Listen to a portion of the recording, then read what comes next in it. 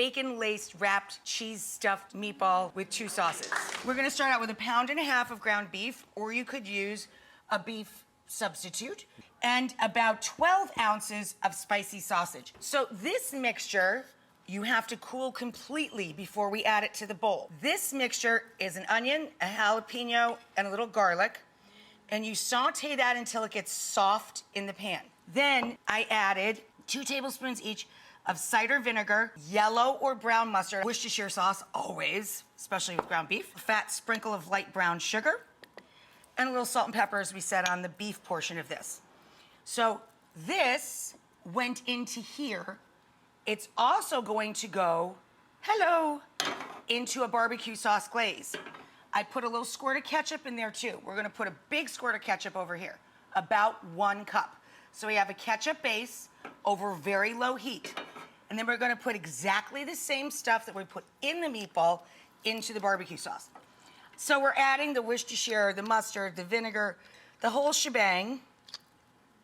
A little black pepper. Pinch of salt. You're supposed to throw the pepper over your shoulder? I thought there's salt over your shoulder. One can never be too careful, John. Okay. A little brown sugar. You get the gist. Let that cook together. You just need enough to glaze like 12 meatballs. Okay. So now, honey, put this into here. Okay.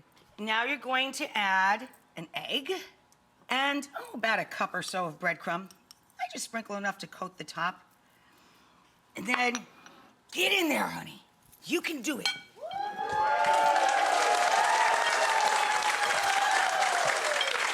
Now,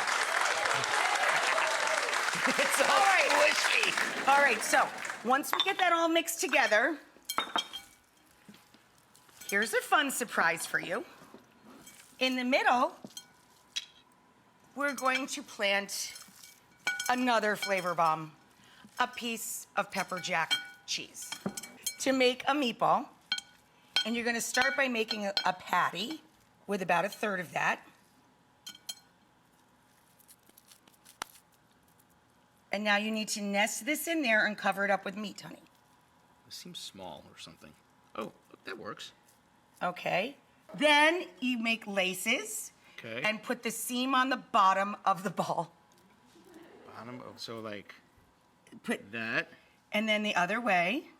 and then like this. Uh-huh. And then put the seam down on I a see. parchment-lined baking sheet.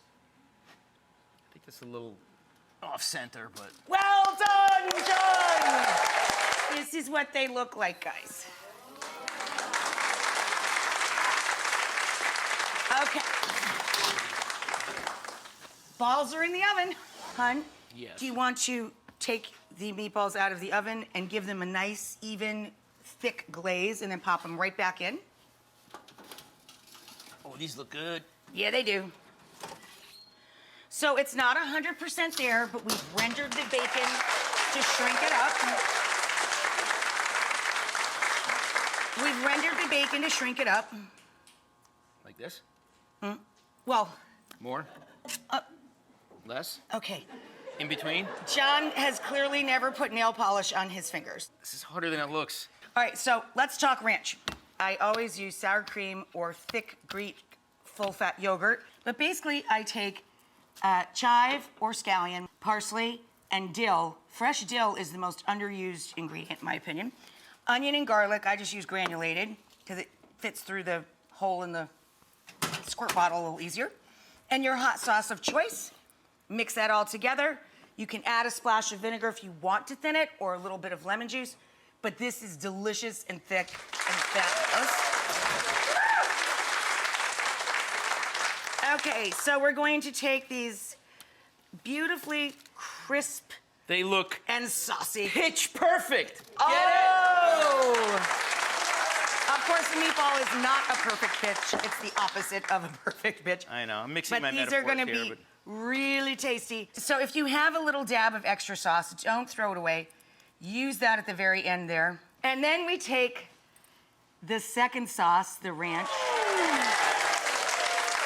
Then I chop up Grillo's spicy pickles. I love these. And put the spicy pickles all over the top. Ta-da!